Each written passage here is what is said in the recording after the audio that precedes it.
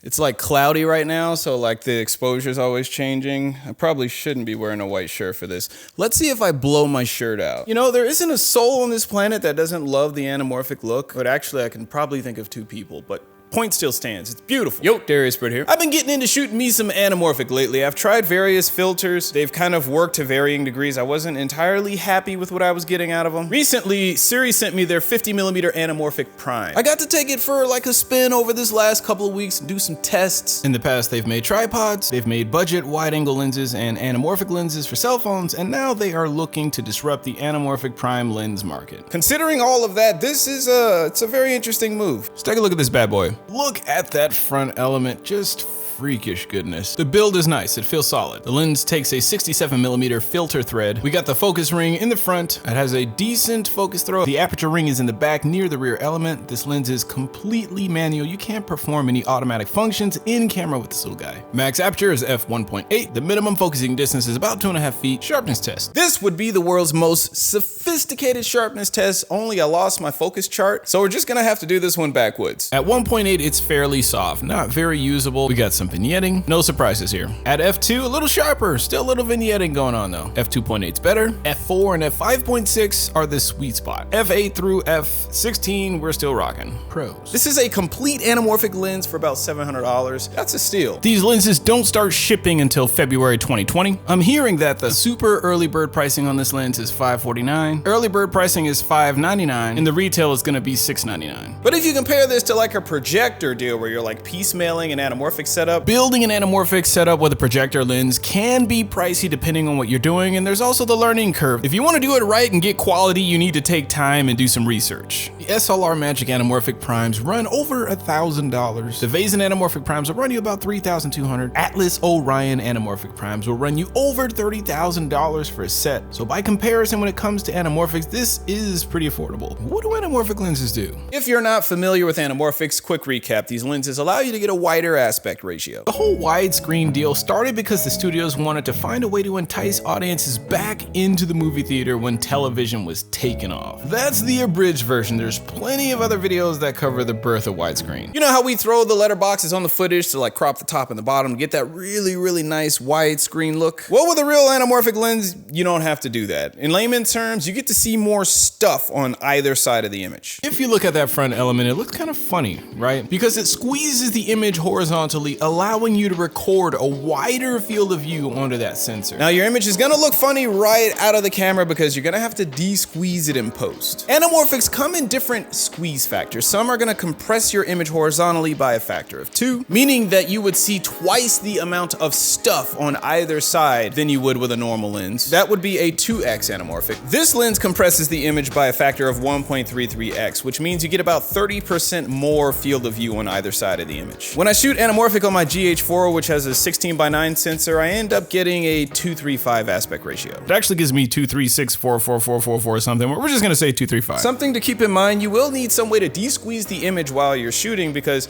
it's a little distracting to stare at like a squished image when you're trying to pull focus. You're definitely gonna want to use a monitor or something with a de-squeeze function. These lenses come in a few different mounts. They've got an X mount, an E mount. I've got the micro 4/3 mount because GH4, G7. The anamorphic look. Anamorphics have certain characteristics that create that like iconic anamorphic look, and it goes beyond just seeing more stuff. With a traditional spherical lens, the out of focus areas have the typical round bokeh. The lens renders the image fairly realistically. With an anamorphic lens, you get the distinct oval shaped waterfall bokeh. This isn't just the highlights, it's everything. Everything that's out of focus gets that stretched quality. It gives your images a more impressionistic artful look rather than the true to life realistic look that you'd get from a spherical lens. The stronger the squeeze factor on the lens, the more of that stretchy out of focus bokeh effect you get. And then there's also the characteristic horizontal lens flare that stretches across the image. Cons. The aperture ring is super small. I feel like I fat finger that thing every time I want to adjust the aperture. It would be nice if it were just a little bigger, just a little bit. The widest I'd go is f4, maybe f3.2, like a third of a stop. Any wider than that and it's crazy soft. But the same is true for most lenses. You never want to shoot wide open. You want to stop down at least 1 or 2 stops to get the best performance. The focus ring has no gears. This is probably the biggest gripe I have with the lens. The long focus throw is nice, but without focus gears, I can't attach a follow focus, which means I have to pull focus by hand. It's tough to get a smooth pull by hand. You could get one of those cheap focus gear adapters, but in my experience, those tend to slip. They're just not the best fit. I would love focus gears, but for me, this is not a deal breaker. I know many of you out there may not use a follow focus, so this won't be a problem for you. Who's it for? The anamorphic look will not make sense for every story that you're trying to tell. In fact, it can be very distracting in some cases. If you're shooting like a dramatic scene and you've got this big lens flare just popping over your actor's face, it's probably not gonna work, right? Not a good fit. If that aesthetic is appropriate, it's gonna be very dependent on the story. You're probably not gonna wanna shoot a documentary in anamorphic. I mean, I'm sure there have been some shot anamorphic, but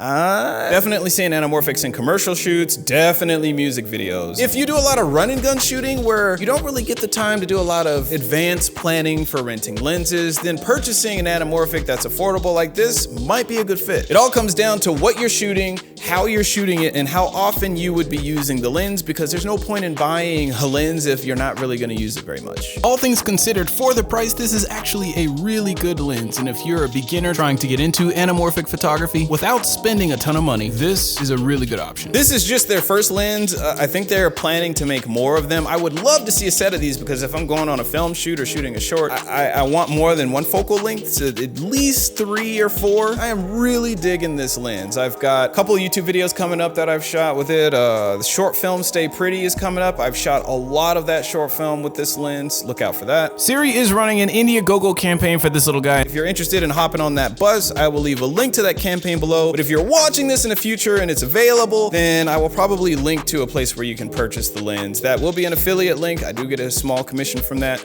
You should know. As usual, thank you all so much for watching. Keep hustling, and Ebert out.